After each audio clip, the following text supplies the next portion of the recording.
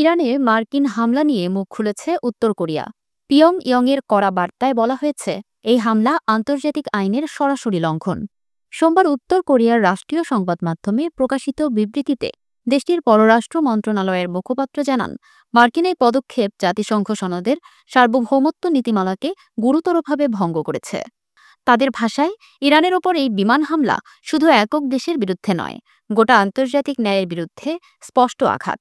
এ সময় ইসরায়েলকেও তুলোধনা করেছে উত্তর কোরিয়া।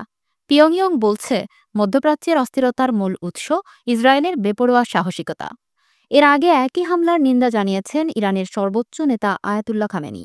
এক্সে দেওয়া পোস্টে তিনি জানান, ইসরায়েল গুরুতর অপরাধ করেছে এবং তার শাস্তি এখনই শুরু হয়েছে। পোস্টে জ্বলন্ত ভবনের ব্যাকগ্রাউন্ডে আগুনে ঝলসানো একটি খুলির ছবি শেয়ার করেন তিনি, যার ওপরে আঁকা ডেভিডের তারা, ইসরায়েলের প্রতীক। জানা গেছে, ১৩ জুন ইরানের সামরিক ও পারমাণবিক স্থাপনায় বড় হামলা চালায় ইসরায়েল। এতে প্রাণ হারান ৪০০-র বেশি ইরানি। এই হামলার জবাবে ইরান শুরু করে পাল্টা আক্রমণ। অপারেশন ট্রু প্রমিস 3 এরই মধ্যে ২২ জুন যুক্তরাষ্ট্র সরাসরি যুক্ত হয় হামলায়।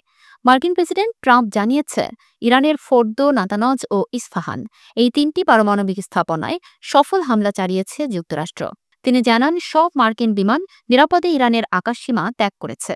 উত্তর কোরিয়ার প্রতিক্রিয়ায় স্পষ্ট, এই হামলার আন্তর্জাতিক প্রতিক্রিয়া ক্রমেই বাড়ছে, আর উত্তপ্ত হচ্ছে মধ্যপ্রাচ্যের কূটনৈতিক আবহ।